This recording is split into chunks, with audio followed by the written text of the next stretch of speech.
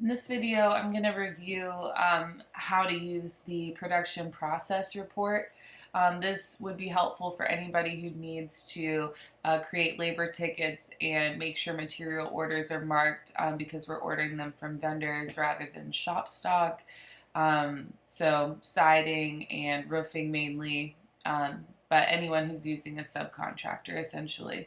So we're starting out on our main dashboard, reports, report library.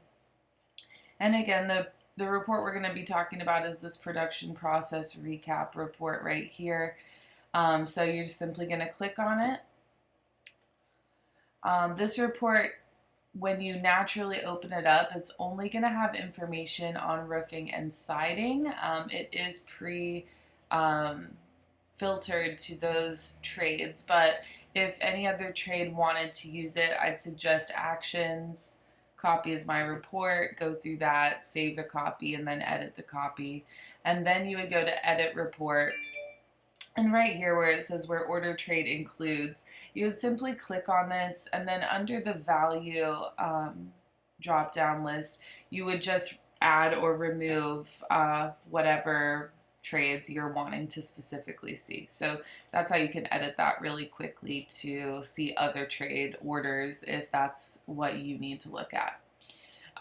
Again, this is going to be all data. Typically, when you open it, it's going to come oldest to newest based on approved date. So just keep that in mind also. A couple things. So we've got our job name. That's a hyperlink. Again, so if you click on it, it's going to open that job, and then we'll still remain here with the report open on a separate tab. Order name, self-explanatory. Trade, self-explanatory. Again, about these order flags, if it's on a rush, that means that we should have already completed the work, and so it needs to be priority. If it just says special, that just means it's a normal job, and then I've got a date or a descriptor here that kind of tells you when that job or that order should be completed by. And that's again using our timeline estimator. So if I scroll down to some newer jobs, obviously these with just dates, those are just goal dates of completion, and that just kind of gives you a gauge just by looking at this report, sort of how backed up we are or how on point we are with various trades. So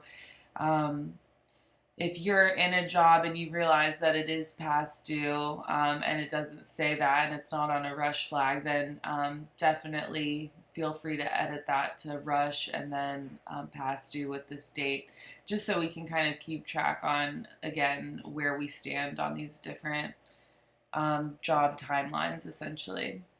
Then we have labor total. And so typically if you make a labor ticket in a labor order, you're going to have a labor total. And this was really the best way to kind of see whether or not we had that information in for each job. You won't be able to see anywhere on this report if you've actually, updated the labor ticket versus the order.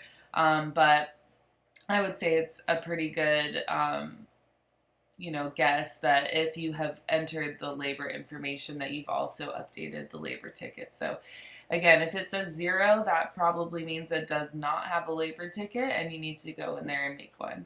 And then material order date, if we're clicking material order date and filling that in as soon as we order the item without changing anything else in the material order form, which is what we have discussed as the process, then you won't lock yourself out of editing your labor, but it'll still show up right here in a very clear way when you ordered that material, which is helpful for, figuring out timelines for install. Then you have material ordered status. This is most of the time going to stay blank unless it is changed to ordered or delivered, which really is only supposed to be happening once we've started the labor install side of that job. So, and then labor order status, that's pretty obvious. Crew start date, date and time that we have assigned for these crews, what the crew name is. Keep in mind if it is default, we still need to go in there and add a crew to it. But essentially, once this entire line, this area is filled in, that should mean that job is 100% set, ready to go, scheduled with the homeowner, with the crew. The materials are ready. You're in a good spot. So this again is meant to be a snapshot of sort of where you stand on the process of those necessary things for production. And then again, job ages, how many days have passed since the job was moved to approved status.